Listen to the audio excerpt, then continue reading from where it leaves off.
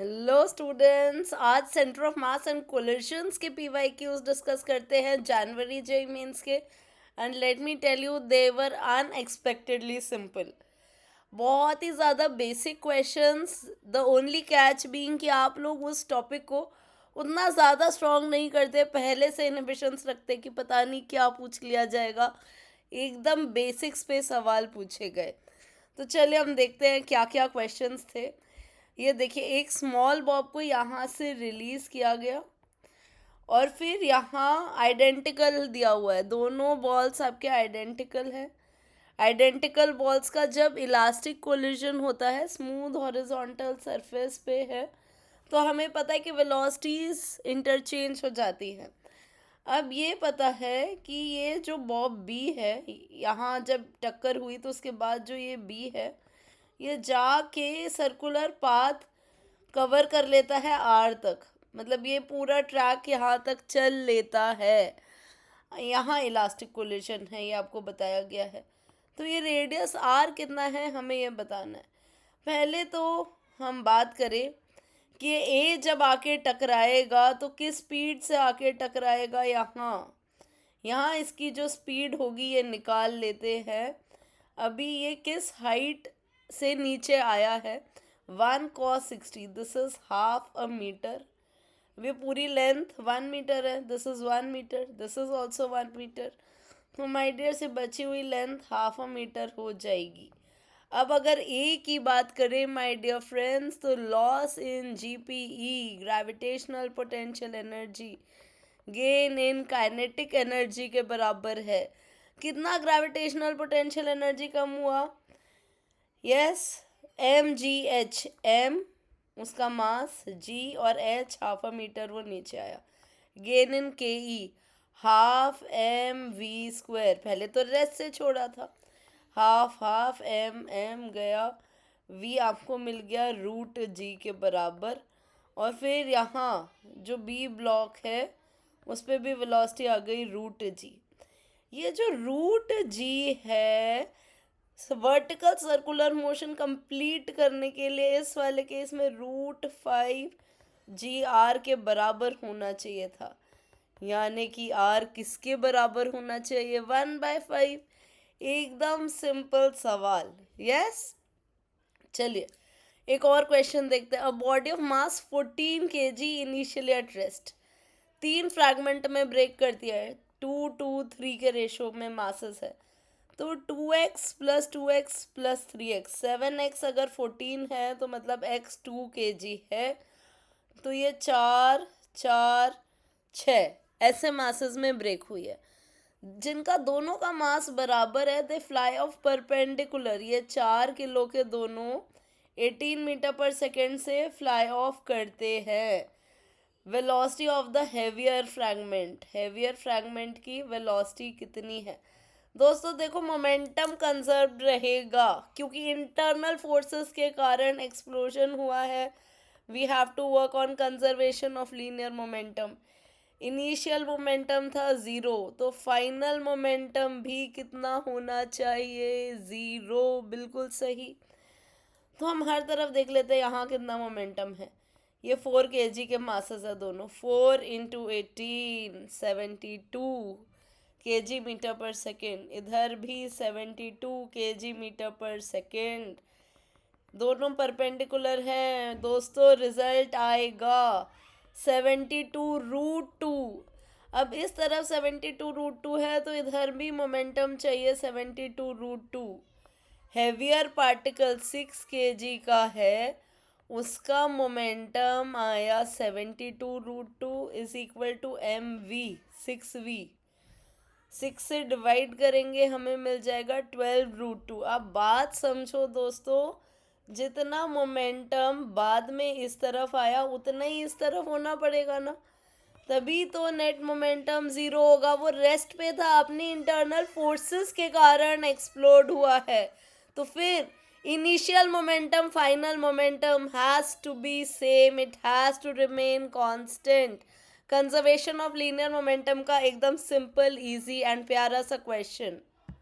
आगे बढ़ा जाए बच्चों।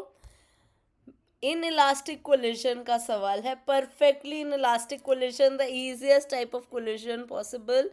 Two spheres made of same material masses 15 kg and 25 kg moving in opposite direction with a speed of 10 meter per second and 30 meter per second strike each other and stick together.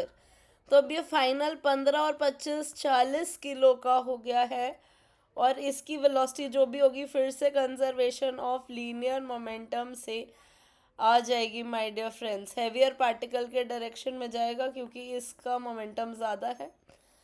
ठीक है जी. अब कहा कि इसके कारण rise in temperature कितना हुआ. Beautiful question, concept mixing है इसलिए सवाल बढ़िया है. अगर राइज इन टेम्परेचर तुम्हें निकालना है तो कैसे निकालोगे. कोलिशन में किसका लॉस होता है. इन इलास्टिक कोलिशन में सबसे ज़्यादा काइनेटिक एनर्जी लूज होती है. सो बच्चों, loss in K E is equal to gain in heat energy.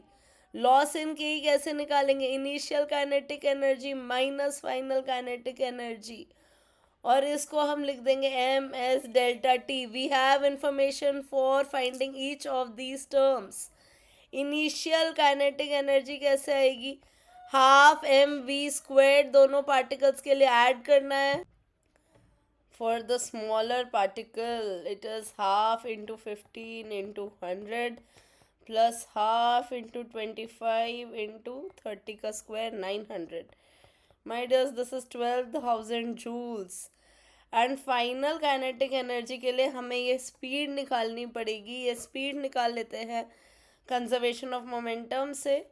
अगर ये डायरेक्शन पॉजिटिव माना जाए तो बड़े पार्टिकल का मोमेंटम 25 इंटू 30 माइनस, क्योंकि दूसरा वाला अपोजिट डायरेक्शन में जा रहा है, इसका मोमेंटम हम नेगेटिव लिखेंगे. 15 into 10 this is 600 is equal to 40 V. V आया 600/40 यानी कि वी आपका आ गया है 15 मीटर पर सेकेंड. तो फाइनल काइनेटिक एनर्जी दोस्तों आप निकालोगे तो आपकी फाइनल काइनेटिक एनर्जी आएगी half into 40 into 225 which is 4500 joule. अब जब ये सब्ट्रैक्ट करोगे बच्चों 12,000 में से 4500 you will get 7,500 is equal to ms delta t.